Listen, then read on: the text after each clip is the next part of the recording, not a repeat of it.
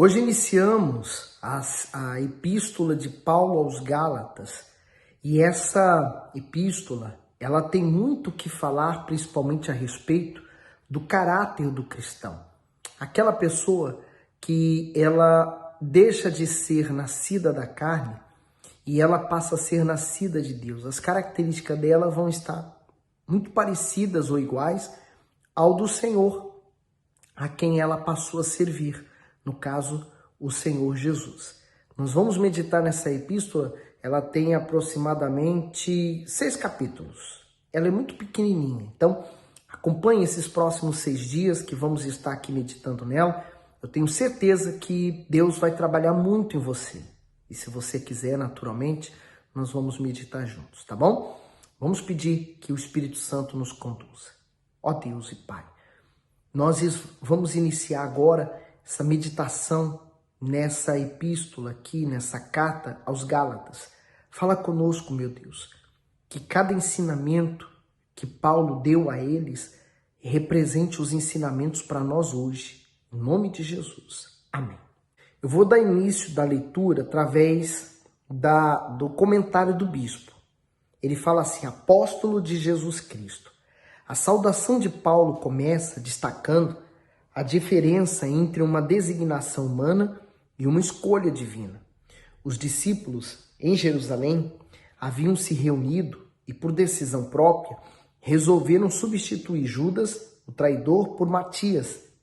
Mas, contrariando a vontade deles, o Senhor Jesus elegeu Paulo para o seu lugar, constituindo-o como seu servo. Embora fosse perseguido e tivesse sua autoridade questionada, o apóstolo tinha ânimo, segurança e conforto para saber que não exercia o ministério por iniciativa pessoal, mas por escolha clara e exclusiva de Deus. Eu acho isso importante. Esse comentário fala muito bem sobre Matias, aquele apóstolo que não foi escolhido, por Deus. Assim não acreditamos, porque não houve mais nenhuma resposta com respeito a ele. E ele não apareceu mais em nada, absolutamente, só naquela vez. Já Paulo, o próprio Deus o escolheu, elegeu. Vamos pensar assim também, Talvez Matias, naquele período, tenha sido escolhido por Deus, mas também não fez nenhuma diferença. Então, Paulo foi realmente escolhido por Deus e consagrado por Deus a apóstolo. Então, ninguém o elegeu, ele foi eleito por Deus. Por isso, cuidado ao falar de um homem de Deus, de uma mulher de Deus. Você não sabe como ela é com Deus. E se você está falando mal de um homem, de uma mulher de Deus, sem saber quem ela é, você pode estar indo contra o próprio Deus, criando um problema para você. E aí Paulo começa dizendo assim: Paulo, apóstolo, não da parte dos homens, nem por homem algum, mas por Jesus Cristo e por Deus Pai, que ressuscitou dentre os mortos. E todos os irmãos que estão comigo, as igrejas da Galícia. Graças a vós e paz da parte de Deus Pai e de nosso Senhor Jesus Cristo, o qual se deu a si mesmo por nossos pecados, para nos livrar do presente século mau, segundo a vontade de Deus, nosso Pai. Então, ele nos prometeu nos livrar do presente século. Ele resgata a sua igreja, ele resgata a sua alma.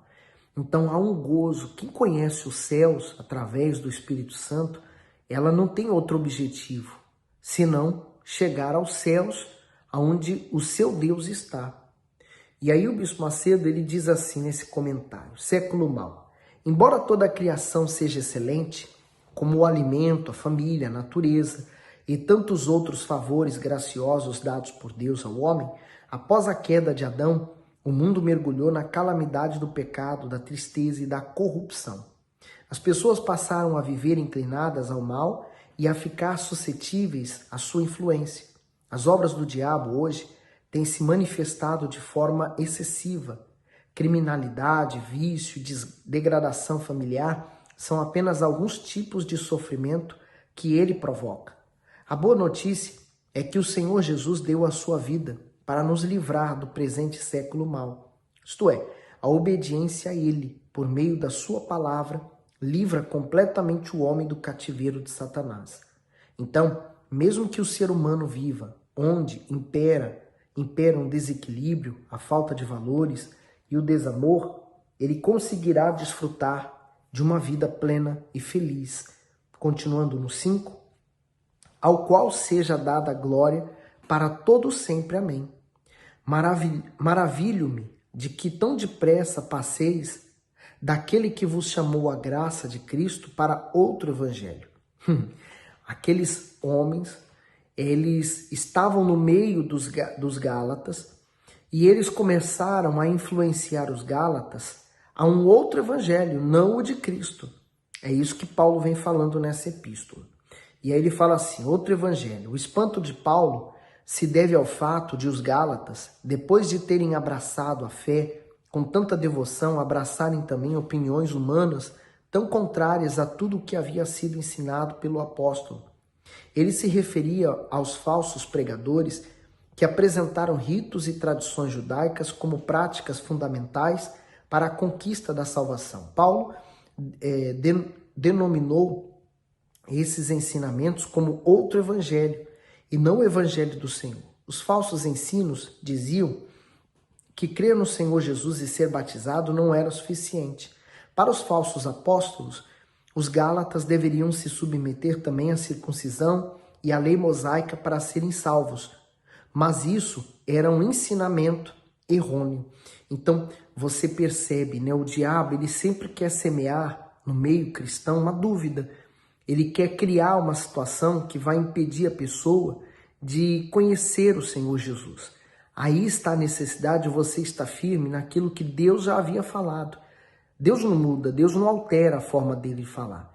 O problema daquelas pessoas é que elas queriam exigir que a forma delas de viver do princípio, né, a lei que era exigida no princípio, ela, para ser alcançada a salvação em Jesus, ela primeiro deveria ser obedecida, depois crido em Jesus e para ser alcançada a salvação.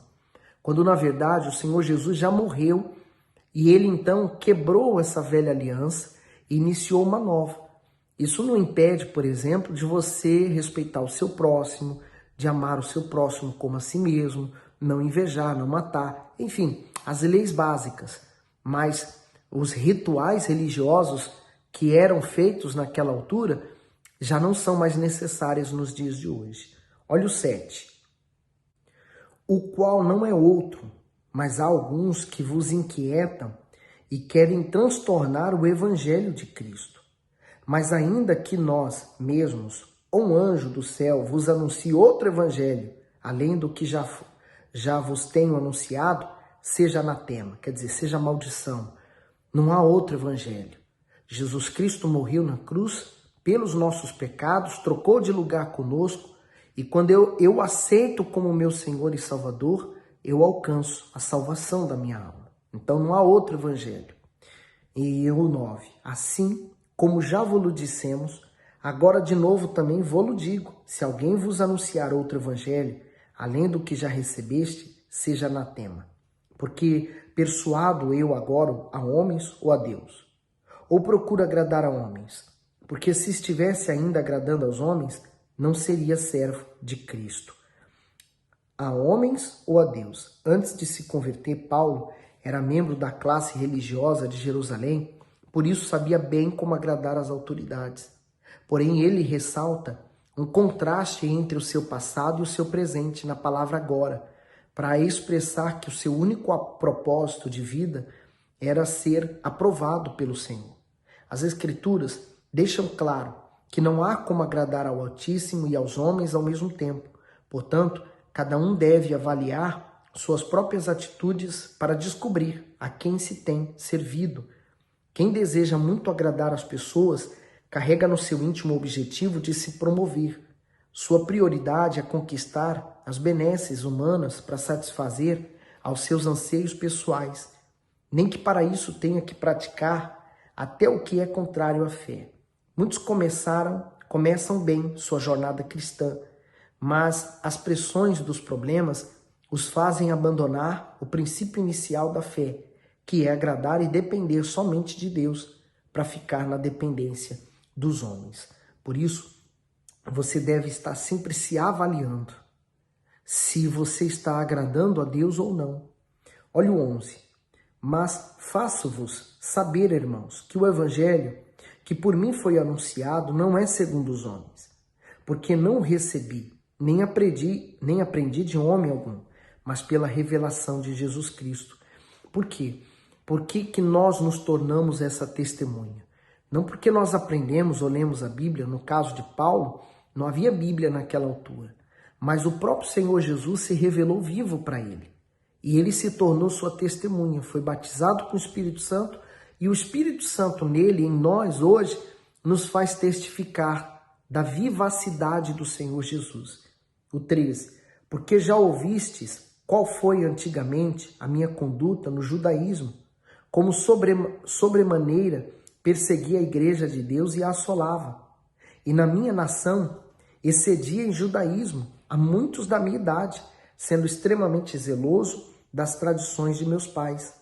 Mas quando aprouve a Deus, que desde o ventre da minha mãe me separou e me chamou pela sua graça, revelar seu Filho em mim, para que o pregasse entre os gentios, imediatamente não consultei a carne nem o sangue. Que forte! Você lembra do testemunho do apóstolo Paulo? Está lá em Atos. Ele se converteu, mas ele era extremamente religioso. Ele era extremamente mal para com os cristãos. Ele matar um cristão para ele estava fazendo um bem a Deus. Ele não entendia ainda o que era de fato agradar a Deus. Assim, a pessoa que não conhece a Deus, ela faz as coisas, até religiosamente falando, e ela pensa que o que ela está fazendo está agradando a Deus. Mas lembra que os religiosos também mataram a Jesus, crucificando, pensando que estava agradando a Deus? Infelizmente, o sentimento, ele provoca isso no ser humano. Ele faz a pessoa se enganar nos seus sentimentos e leva ela a uma condição em que ela se torna escrava dos seus próprios sentimentos. E aí, continuando, aqui é o comentário do bispo, olha só. Não consultei a carne nem o sangue. Quando há revelação da fé sobrenatural, o próprio Espírito Santo dá a convicção acerca do que Deus requer de nós. Essa certeza proveniente da fé nos instrui a atender prontamente a sua voz e a desenvolver os talentos que ele nos concedeu segundo ele nos determina. Por isso que uma pessoa que recebe o Espírito Santo, por exemplo, se ela era uma pessoa muito medrosa, tímida, no mesmo instante ela deixa de ser essa pessoa medrosa e tímida, ela passa a ter uma ousadia da fé. Então, se ela tinha dificuldade de falar com os outros, ela vai, fala com os outros, ela se comunica. Quer dizer, o Espírito Santo desenvolve nela os dons que ela antes não tinha. Agora, olha só o comentário do versículo 15, onde Paulo fala assim, ó, do bispo Macedo, né? Desde o ventre, Paulo reconhece o modo providencial como o Senhor o escolheu para servi-lo. Ele revela que foi preservado para o propósito divino quando ainda nem tinha nascido. Podemos entender o termo mãe também de modo figurado, isto é, mesmo envolvido naquele contaminado mundo religioso e na cegueira espiritual, Paulo era guardado por Deus. Em ambas as interpretações, podemos ver o favor extraordinário do Altíssimo se manifestando, embora a vontade do homem ainda não tenha se voltado para a sua vontade. Deus é incansável em sua obra e não mede esforços para levar o ser humano ao arrependimento e à conversão. Hoje eu vejo também como mãe a igreja que nos recebe. Ela é uma geradora. Por isso que você não pode, não deve e procure não fazer isso, se ausentar da igreja. Porque é como a ordem do Senhor Jesus, não se ausentem de Jerusalém até que do alto venha o Espírito Santo. Hoje essa ordem se reflete na igreja, aonde você frequenta. Então não se ausente dela até que você seja revestido do alto com o Espírito Santo. A mãe espiritual, que é a igreja, ela faz gerar um novo ser em nós. Ela então faz nascer filhos e filhas para o Altíssimo. E a pessoa que é gerada pelo Altíssimo, ela nasce de novo, eu duvido que ela vá querer sair depois da igreja, falando assim, não, agora eu tenho o Espírito Santo, eu não preciso mais estar. Pelo contrário, ela vai se dedicar mais para trazer outros para essa maternidade, para essa mãe geradora de filhos, porque o mesmo prazer que ela tem, ela quer ver na vida dos demais. O 17. Nem tornei a Jerusalém a ter com os que já antes de mim eram apóstolos, mas parti para a Arábia e voltei outra vez a Damasco. Depois, passados 3 anos, fui a Jerusalém para ver a Pedro e fiquei com ele 15 dias. E não vi a nenhum outro dos apóstolos, senão a Tiago, irmão do Senhor. Ora, acerca do que vos escrevo, eis que diante de Deus testifico que não minto. Depois fui para as partes da Síria e da Cilícia, e não era conhecido da vista das igrejas da Judéia que estavam em Cristo, mas somente tinha ouvido dizer: aquele que já nos perseguiu, anuncia agora a fé que antes destruía. E glorificavam a Deus a respeito de mim.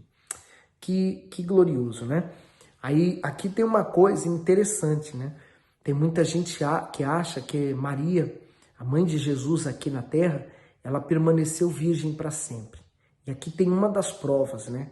Que ele viu a Pedro em Jerusalém e também viu Tiago, e ele se refere a ele sendo o irmão do Senhor. Tiago, ele se converteu ao Senhor Jesus Cristo, se tornou também servo de Cristo. Ele era irmão carnal mesmo, ele nasceu do casamento entre Maria e José. Significa dizer que eles levaram uma vida simples, comum, de casados mesmo. Tiveram outros tantos filhos. E Tiago foi um deles que depois veio a se converter. Você lendo os evangelhos, você vê em muitos casos que eles mesmos não acreditavam em Jesus. Tirando Maria, mãe de Jesus, ela sempre creu porque a ela foi revelado através daquele anjo que ela estaria grávida do Senhor Jesus. Aí você pergunta, mas ela não é santa? Santos são todos aqueles que buscam a Deus. Ela, Maria, ela foi extremamente usada por Deus. Da mesma forma que José, o marido dela, foi. Da mesma forma que os apóstolos foram.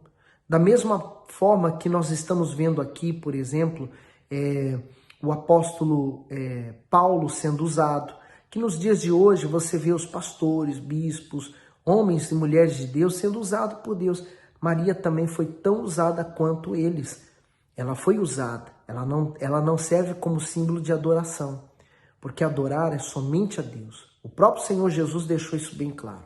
Amarás o Senhor teu Deus de todo o teu coração, de todas as tuas forças, de toda a tua alma e de todo o teu entendimento.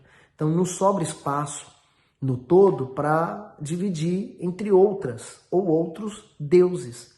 Esses deuses foram criados pelo ser humano para desviar o principal foco do Senhor Jesus. O foco do Evangelho todo está através do Senhor Jesus, da sua morte e da sua graça, a sua misericórdia para com todos aqueles que o aceitam. Eu espero que você aceite Jesus e que você desfrute do verdadeiro cristianismo. Que Deus abençoe e ilumine você, partilhe esse vídeo com outras pessoas. Vamos espalhar o Evangelho de Cristo.